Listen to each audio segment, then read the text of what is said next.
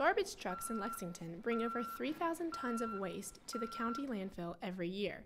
But the landfill is closing in December 2012, and city officials are looking for ways to decrease the amount of waste in Lexington.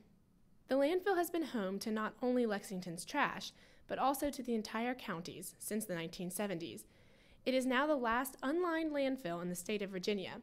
County Supervisor Hunt Regal says the landfill has a natural clay liner that has protected toxins from seeping into the ground so far, but recent regulations from the Department of Environmental Quality require that the landfill close. DEQ will only allow lined landfills now, which means either a concrete or some other kind of a liner under acres of space, and that becomes extremely expensive. I believe it's something on the order of $1 million per 5 acres. Since a liner would be too expensive, the county must figure out what to do about the future of residents' trash. The county has been working with a group called Rockbridge Resource Recovery, or RRR, to form a transfer station. The transfer station would then haul the county's trash to a landfill over 100 miles away. Lexington Mayor Mimi Elrod is concerned about the lack of a final plan. She says the city has been depending on the county to come up with a feasible alternative to the landfill. RRR said, well, we'll only negotiate with one of you at a time. So they're going to negotiate with Buena Vista first, and then they'll negotiate with the county. Now, for Lexington, in a sense, that leaves us a little bit in the lurch because we don't know exactly what is happening. Lexington Public Works Director David Woody shares Elrod's concerns that the city has been left out of negotiations. He is worried that a transfer station will greatly increase cost to the city. We realize that the cost of taking care of the tonnage is going to go up. Particularly if it's transferred to another landfill. We realize you've got additional transportation costs as well as the tipping fee at that landfill. So we know it's going to go up substantially. The city will be mostly relying on residents to pay the cost. Once the landfill closes, then we will probably be charged more for our solid waste disposal than we have been. Some people have even said it may be as much as twice as much. We've been paying about $30 a ton, and we may be paying as much as $60 a ton. So it will affect us. Regal says the county is working on a way to avoid high tax increases.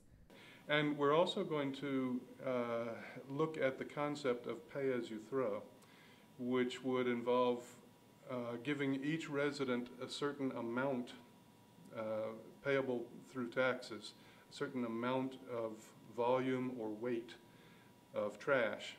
If residents exceed the assigned amount, there would be a small fee for each additional bag they decided to throw away. There is one thing that both the county and city agree on: recycling is an alternative to solid waste. Washington and Lee's Environmental Management Coordinator Chris Wise says recycling is the best option to avoid the future high cost of throwing away trash. The tipping fees are going to go up by at least 300% is my guess, if not more. And so, of course, the university will be paying more money for that, which will in turn make recycling and reuse, more valuable. County Recycling Operations Manager Sandra Bateman thinks the area has a good chance of reaching the zero waste target that was set up by county officials 2 years ago. By 2018, the county wants to have a recycling rate of 50%, and 10 years later, 75%. Since we started this program, several years ago, it's just really increased.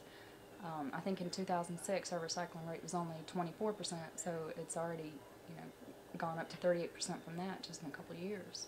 While the county has been successful with its recycling initiative, Elrod still worries that Lexington is not doing enough. We still need to do a lot better than we're doing. And I think there are a lot of people that just don't seem to understand that, one, it's affecting the environment, and two, it is costing themselves not to recycle, but to put something in the trash can. Lexington offers its residents curbside pickup for recyclable materials on the same day that trash is picked up. This, along with education about recycling through elementary schools and W&L, are some ways in which the city is trying to encourage residents to recycle. The more that you can reduce the amount of trash or garbage that goes into a landfill, the less tonnage you have to pay. So there's no question. We've seen a reduction since we've gone to curbside recycling collection. We've seen the amount of tonnage taken to the landfill go down. So we know that it can happen, and we hope that it can be improved upon. The county is still trying to devise a final plan for dealing with trash.